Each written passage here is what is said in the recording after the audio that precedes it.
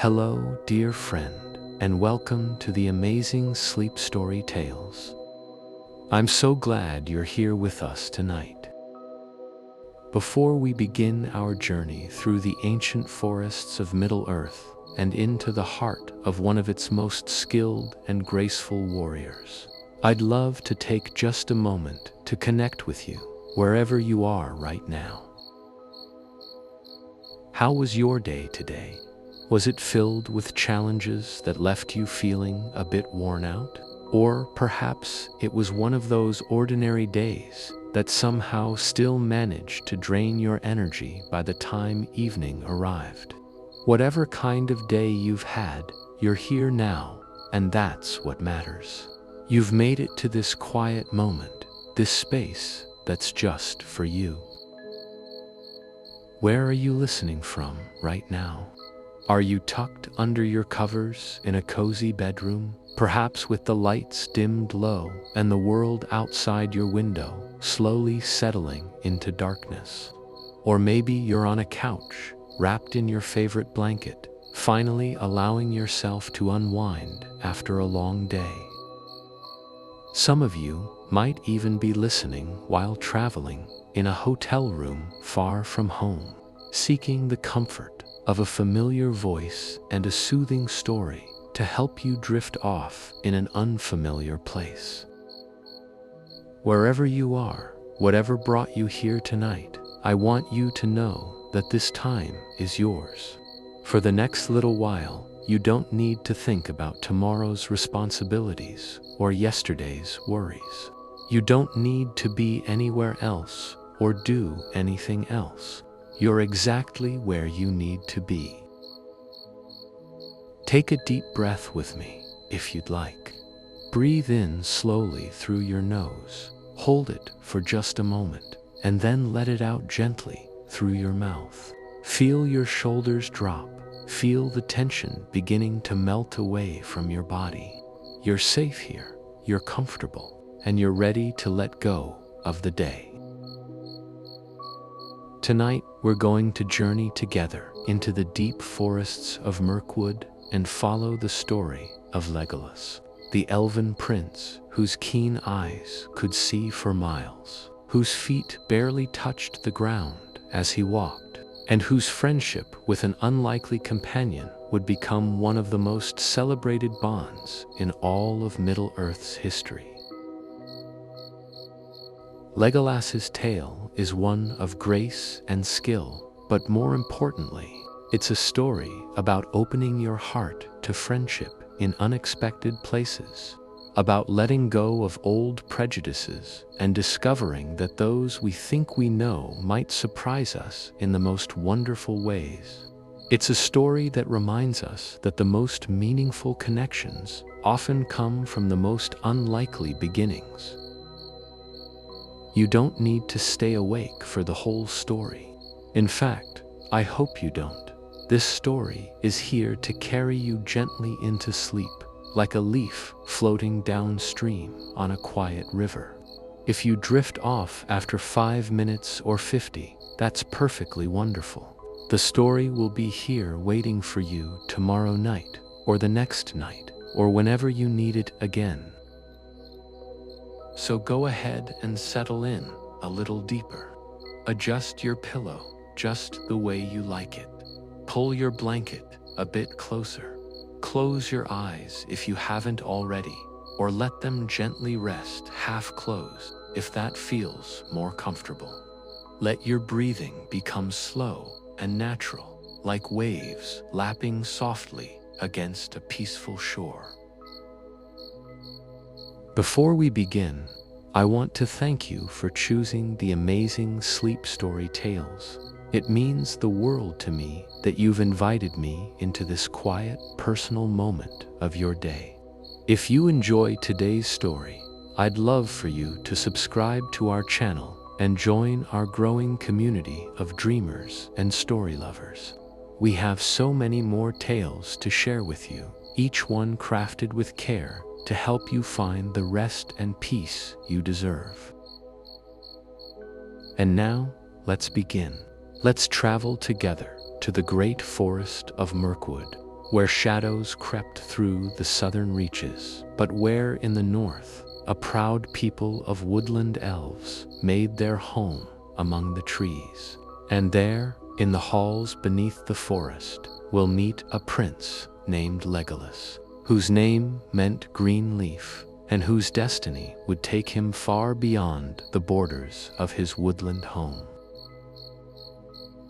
Are you ready?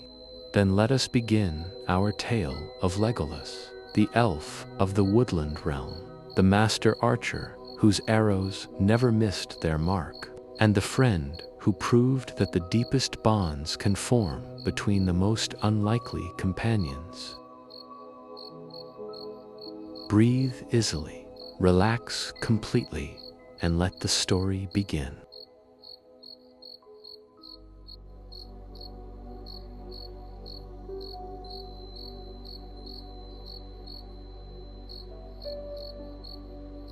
In the northern reaches of Middle-earth, east of the Misty Mountains, there lay a great forest.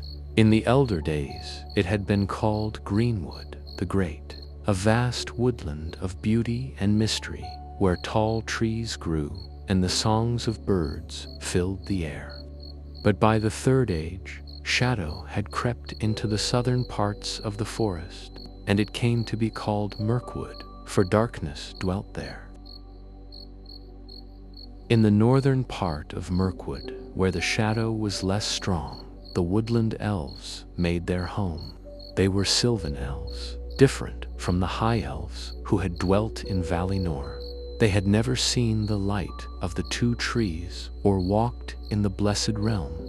They were closer to nature, more at home in the wild forests than in great halls or cities. They loved the stars and the trees, the running streams, and the freedom of the woodland paths. Their king was Thranduil, who had come from the ruins of Doriath after that great kingdom fell at the end of the First Age. Thranduil was of Sindarin heritage, one of the Grey Elves, and he brought with him some of the ancient wisdom and nobility of that elder time.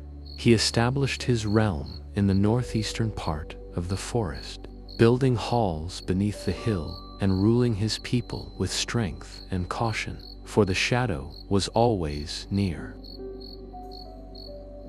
In this realm, in a time that is not recorded precisely in the histories, but was likely early in the Third Age, a son was born to Thranduil. They named him Legolas, which meant green leaf in Sindarin, a fitting name for a prince of the woodland realm.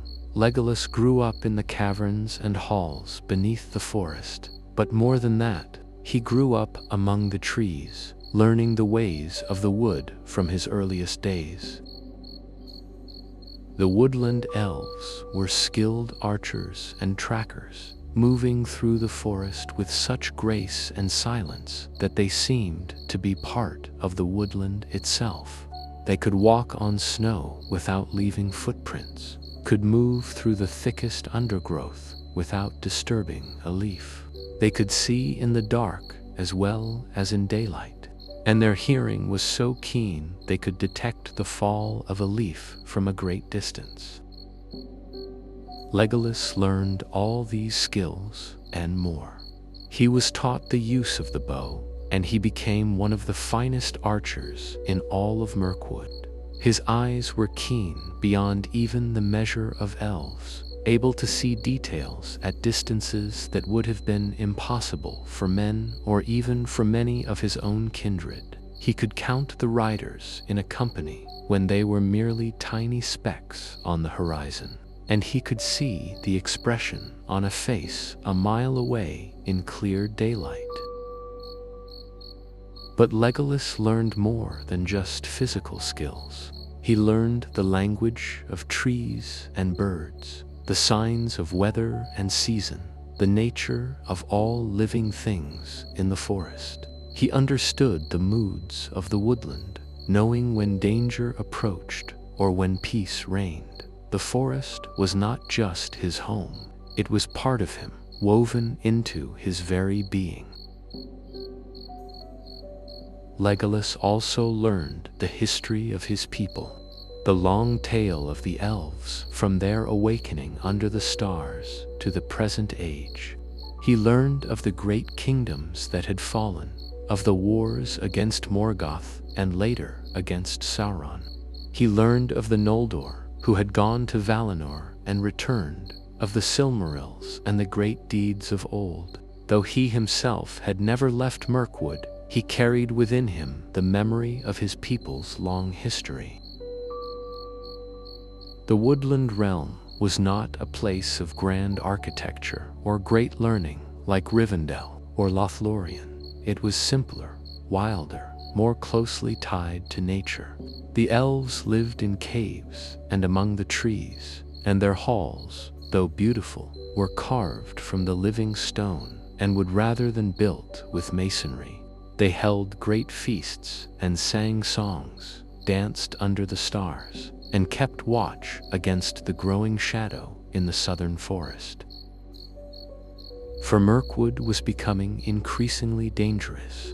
The shadow that men called the Necromancer had taken up residence in Dol Guldur, a fortress in the southern part of the forest. This was, in truth, Sauron returned, though his identity was not yet fully known. His presence poisoned the forest, filling it with giant spiders, orcs, and other foul creatures. The paths became treacherous, and even the woodland elves had to be constantly vigilant. Thranduil was a cautious king, perhaps overly so. He had seen too much loss and destruction in his long life, and he was determined to protect his people above all else. He was less willing to involve himself in the wider affairs of Middle-earth than other elven lords might have been. This caution shaped the woodland realm, making it somewhat isolated, focused on its own survival rather than on grand alliances or distant concerns. Legolas grew up in this atmosphere of watchfulness and caution. He learned to be alert for danger, to trust his instincts, and to value the safety of his people. But he also inherited something else, a longing, common to many elves, for wider horizons and greater adventures. The forest was his home, and he loved it, but there was a part of him that wondered about the world beyond Mirkwood's eaves. In the year 3017 of the Third Age, when Legolas was already ancient by the reckoning of men, though still considered relatively young among his own kind, an event occurred that would change his life forever. Aragorn the Ranger brought a prisoner to Mirkwood, a wretched creature named Gollum, who had once possessed the One Ring. Gandalf had asked Aragorn to capture Gollum and bring him to Thranduil's realm for safekeeping, for the wizard needed to question the creature about the ring. Gollum was kept in the dungeons beneath Thranduil's halls, and the woodland elves were charged with guarding him. They treated him more kindly than he perhaps deserved, allowing him to climb trees under guard, for they pitied him despite his wickedness. Legolas must have seen Gollum during his captivity, must have observed this twisted creature who had been corrupted by the ring. It would have been a sobering sight, a warning of what evil and obsession could do to a living being. Gollum had once been something like a hobbit, but centuries of possessing the ring had twisted him into something barely recognizable as one of the speaking peoples. But despite the elves' care, Gollum escaped. Orcs attacked the guards while Gollum was being allowed his exercise in the trees, and in the confusion, he vanished. The woodland elves pursued him, but he eluded them in the darkness. It was a failure that troubled Thranduil, for he had been given a trust, and he had not kept it. When news of Gollum's escape reached the wider world, it was decided that representatives from all the free peoples should gather at Rivendell to to discuss what should be done about the ring, which had been found by Bilbo Baggins and was now in the possession of his heir Frodo. Thranduil sent Legolas as his representative to the Council of Elrond. This was Legolas's first journey beyond Mirkwood in many years, perhaps in centuries. He traveled west through the wilderness, crossing the misty mountains and coming at last to the hidden valley of Rivendell. There he saw for the first time the House of Elrond, which was so different from his own forest realm. Rivendell was a place of learning and history, filled with books and lore, with elves who had seen Valinor and who remembered the elder days. At the Council of Elrond, Legolas brought news of Gollum's escape and spoke of the growing darkness in Mirkwood. He met representatives of other peoples, dwarves, men, and hobbits, some of whom he had never encountered before. And there he met Gimli, son of Gloin, a dwarf of the Lonely Mountain. The meeting was not friendly. There was ancient mistrust between elves and dwarves, dating back to conflicts in the First Age and maintained through long years of suspicion.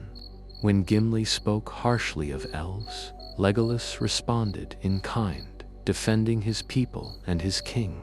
The two eyed each other with barely concealed hostility, each seeing in the other the representative of a race they had been taught to distrust. But at the council, something more important than old grievances was decided. The ring must be destroyed, and a company would be formed to protect the ring-bearer on his journey to Mount Doom. When it came time to choose the members of this fellowship, Elrond named 9 companions to stand against the 9 ringwraiths. Among them were Legolas and Gimli. Neither were they chosen without purpose, Elrond said, acknowledging the enmity between elf and dwarf. Perhaps he hoped that traveling together might heal old wounds, or perhaps he simply knew that both were skilled warriors whose abilities would be needed in the trials ahead. Legolas accepted his role in the fellowship without hesitation. He would represent the elves in this quest, carrying with him the hopes of his people, and particularly of the Woodland realm, which had suffered so much from the shadow. The fellowship departed from Rivendell in December, setting out on foot into the winter cold. Legolas walked among them, carrying his bow and clad in green and brown, blending with the natural world as was the way of his people. From the first, his keen eyes and woodland skills proved invaluable to the company. As they climbed toward the pass of Caradhras, Legolas walked lightly on top of the snow while his companions floundered through the drifts. His feet barely left a mark, as if he weighed no more than a bird. When Aragorn suggested that Legolas scout ahead to see what the conditions were like, he returned with news that the snow was too deep and the pass too dangerous to continue. In those early days of the journey, Legolas and Gimli maintained their distance from each other. They were not openly hostile, for both were too disciplined and too committed to the quest for that. But neither sought out the other's company, and when they spoke, it was with stiff politeness rather than warmth. When the fellowship turned from Caradhras and made for the mines of Moria, Legolas was troubled. The thought of going underground, away from the sky and trees, was distressing to him, as it would be to any elf of the woodland. But the decision was made, and Legolas followed the company into the darkness. In Moria, Legolas felt the weight of the mountain above him and the age of the stone around him.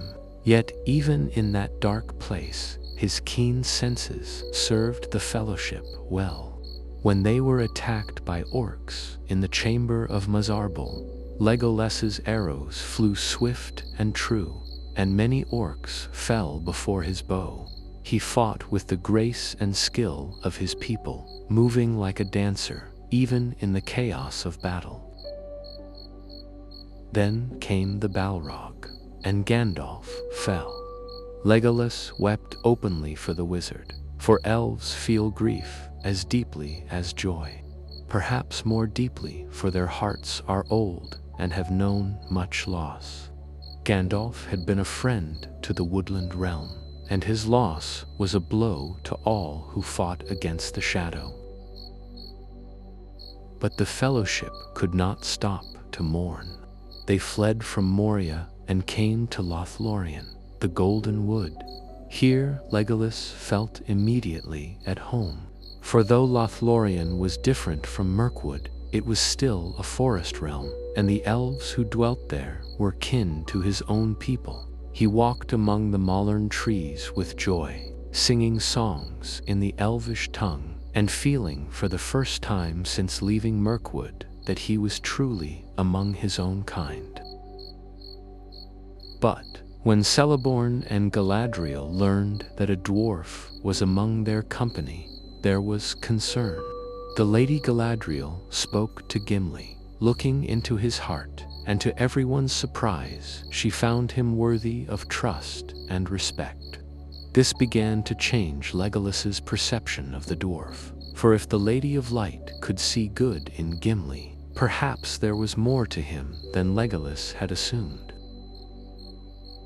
During their stay in Lothlorien, Legolas and Gimli began, tentatively, to speak more freely with each other. Gimli spoke of the beauty of the glittering caves of Helm's Deep, which he had not yet seen but had heard of, and Legolas listened with interest rather than scorn. Legolas spoke of the forest and the trees, and Gimli listened, beginning to understand that there was beauty in the woodland that he had never appreciated before. When they left Lothlorien and traveled down the great river, Legolas used his keen eyes to watch for danger on the banks. He saw things that others could not, warning the company of threats before they became immediate. His archery continued to prove invaluable when orcs attacked from the shore. Legolas shot the leader through the throat at a great distance, a shot that only he could have made. At Parth Galen, the fellowship broke. Boromir fell to the temptation of the ring and was killed. Merry and Pippin were captured. Frodo and Sam departed for Mordor, and Legolas, with Gimli and Aragorn, chose to pursue the orcs and try to rescue the hobbits. The three companions ran across the plains of Rohan, and here Legolas showed his endurance. Elves did not tire as men did, and Legolas could run hour after hour without rest. He kept pace with Aragorn, who had the stamina of the Dunedain, and he helped support Gimli when the dwarf's shorter legs struggled to maintain the pace. Already, the bonds of friendship were forming between elf and dwarf, forged in shared hardship and common purpose. They did not catch the orcs in time to prevent them from being destroyed by the Rohirrim, but they met Eomer and his riders, and Legolas spoke courteously with these men of Rohan. Later, trekking into Fangorn Forest, they met. Gandalf returned, and Legolas's joy at seeing the wizard alive was profound. They rode to Edoras, and there Legolas saw the great hall of the Rohirrim and began to understand more of the cultures of men at Helm's Deep. He fought on the walls through the long night, his bow singing as arrow after arrow found its mark. When they ran low on arrows, Gimli joked with him about their respective counts of enemies slain, and Legolas found himself enjoying the dwarves' company, responding with humor of his own. It was at Helm's Deep that the friendship between Legolas and Gimli truly blossomed. They fought side by side, protected each other, and discovered that despite their differences, they shared the same courage and the same commitment to the cause. When Gimli spoke with wonder about the glittering caves they had sheltered in, Legolas listened with genuine interest. And when Legolas spoke of the beauty of Fangorn Forest, Gimli agreed to visit it with him if they both survived the war. "That would I do," Gimli said, "if I can return in safety to my own land. But there I must go, ere I visit Fangorn Forest. My own home is dearer to me than the fairest cave. Then I will go with you to the caves, if you will come with me to Fangorn," Legolas replied, sealing a pact of friendship that would last the rest of their lives.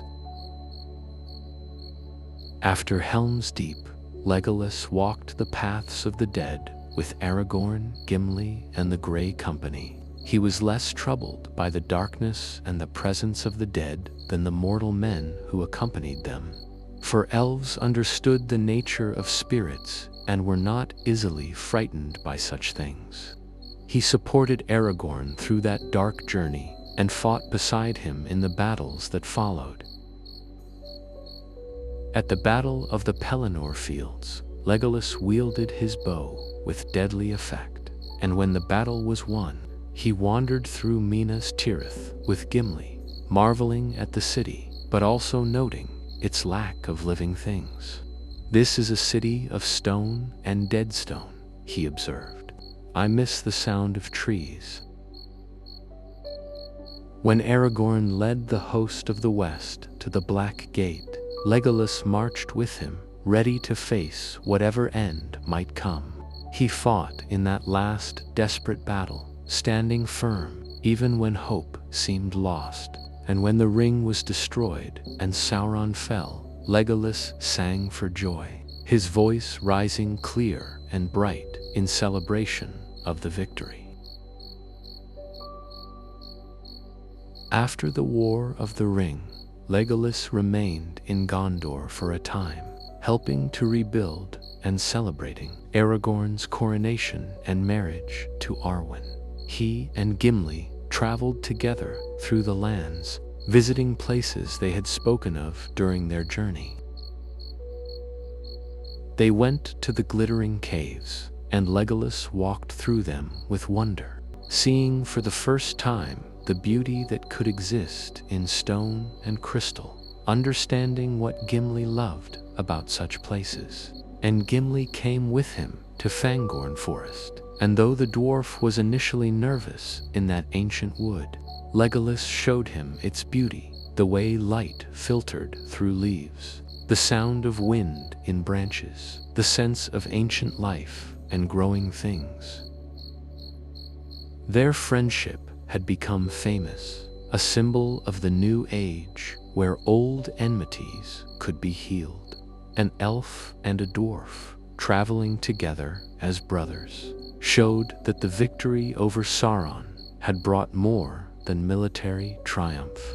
It had brought the possibility of understanding and reconciliation between peoples. But Legolas could not remain in Gondor forever. He felt the call of the sea, the longing that comes to all elves eventually.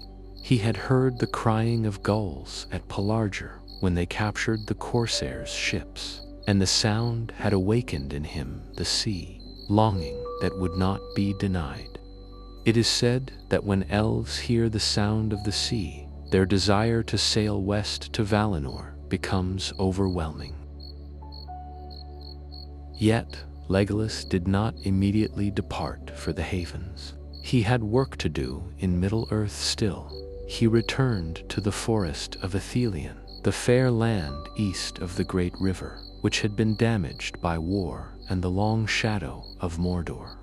With Aragorn's blessing, Legolas brought elves from Mirkwood to dwell in Ithilien, and together they worked to restore the forest, planting trees and healing the land. Under Legolas's care, Ithilien became beautiful again, a place of green growing things and clear waters. The trees grew tall and strong, birds returned to nest in their branches, and the scars of war slowly faded. It was Legolas's gift to Aragorn and to the New Age, a restored forest as a symbol of hope and renewal.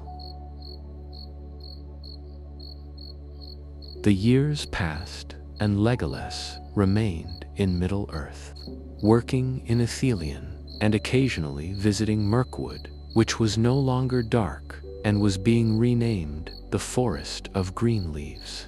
The shadow had been lifted, and the woodland was returning to its ancient beauty. But the sea longing grew stronger in Legolas's heart. He heard the crying of gulls in his dreams, and he felt the pull of the west growing more insistent. Many elves were departing for Valinor as the Fourth Age progressed, for the time of the elves in Middle-earth was ending. Galadriel and Celeborn had sailed. Elrond had departed. The elves were passing out of Middle-earth, and soon only a few would remain. Legolas knew that he too must eventually answer the call of the sea, but he had made a promise to Gimli, and he would not break it. The dwarf had become the lord of the glittering caves and had worked wonders there, creating beauty in stone, as Legolas had created beauty in living wood. But both knew that their time in Middle-earth was not eternal. When Aragorn died in the year 120 of the Fourth Age, Legolas felt the loss deeply. His friend, the king he had helped restore to his throne, was gone. The ties that bound Legolas to Middle-earth were weakening, and the call of the sea became impossible to resist. Legolas built a gray ship in Ithilien, crafting it with his own hands with the skill of the elves. And then he did something unprecedented, something that broke all custom and expectation. He invited Gimli to sail with him to Valinor. Never before had a dwarf been permitted to sail to the Undying Lands. It was a realm for elves and the ring-bearers, not for mortals. But Legolas believed that Gimli deserved this honor, that their friendship had transcended the old boundaries and rules, and perhaps the Valar would agree. Gimli, now very old by the standards of dwarves, accepted. He had lived a long and full life, had done great deeds, and had found friendship beyond anything he had imagined in his youth. He was ready to go on one last journey with Legolas. The two friends sailed from the Grey Havens together, the elf and the dwarf, companions to the end. Their ship moved out into the western sea, following the straight road that led beyond the circles of the world to Valinor. Behind them, Middle-earth grew small and dim, the lands they had known and loved fading into memory. As they sailed, Legolas sang songs of the sea and of Valinor, teaching them to Gimli. The dwarf listened, his old eyes looking west, wondering what awaited them. Would the Valar accept a dwarf in their realm? Would Gimli be allowed to remain with his friend? The tradition holds that they were indeed accepted. The Valar, seeing the friendship between elf and dwarf and understanding what it represented, the healing of ancient wounds, the possibility of understanding between peoples, granted Gimli permission to dwell in Valinor. It was an unprecedented honor, but these were unprecedented times. We do not know the full tale of what befell Legolas in Valinor, for the stories of Middle-earth end with the passing of those who dwelt there. But we can imagine that Legolas found peace and joy in the blessed realm. He would have walked in forests far more beautiful than even Fangorn or Lothlorien, forests where the trees were the originals, of which all trees in Middle-earth were but copies. He would have seen the two trees restored, or at least their memory preserved in some form. He would have met the great elves of old Finrod, Felagund, Gilgalad, and others who had passed into the west. Perhaps he met Galadriel again, and Celeborn, and they spoke of Middle-earth and all that had befallen there. Perhaps he sang songs of the Fellowship and the War of the Ring, preserving the memory of those great deeds for the elves of Valinor who had not witnessed them. And beside him, through it all, was Gimli, his unlikely friend. The dwarf who had once distrusted all elves had become the companion of one of the greatest elves of the Third Age. Together they explored the Blessed Realm, the elf showing the dwarf wonders beyond imagination, and the dwarf showing the elf that beauty could be found even in stone and crystal when viewed with eyes of friendship and understanding. Their friendship became legend, told and retold as an example of what the victory over Sauron had made possible. The old hatreds could be overcome. The ancient divides could be bridged. An elf and a dwarf could become brothers in all but blood, and their friendship could endure even beyond the circles of the world. What can we learn from the tale of Legolas? He was an elf of ancient lineage, skilled in all the arts of his people, keen of eye and swift of foot. He was a deadly warrior when battle called, but also a lover of beauty, of forests and growing things, of song and starlight. But perhaps his greatest gift was his capacity for friendship, and particularly for a friendship that transcended ancient prejudices. When Legolas first met Gimli, he saw only a dwarf, a member of a race he had been taught to distrust. But as they journeyed together, he looked deeper and saw an individual, brave, loyal, honorable, and worthy of respect. Legolas had the wisdom to let go of old prejudices when they were shown to be false. He had the humility to admit that he had been wrong about dwarves, or at least wrong about this dwarf, and he had the generosity of spirit to offer genuine friendship, not mere alliance or cooperation, but true brotherhood.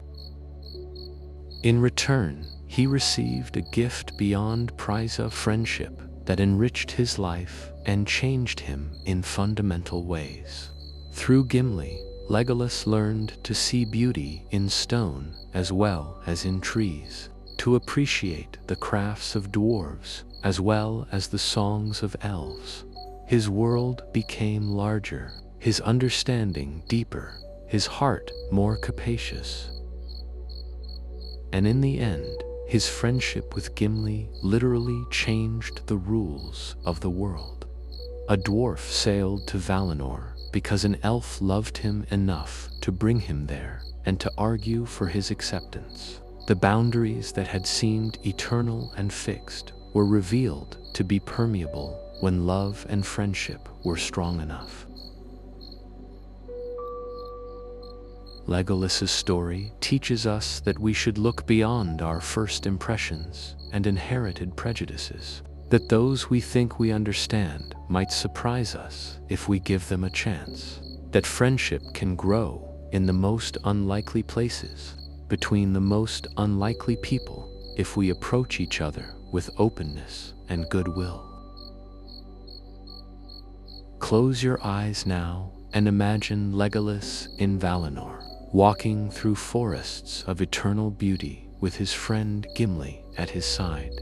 The long journey is over, the battles fought, the victories won. He has found peace at last, and more than that, he has found the joy of true friendship that transcends all boundaries.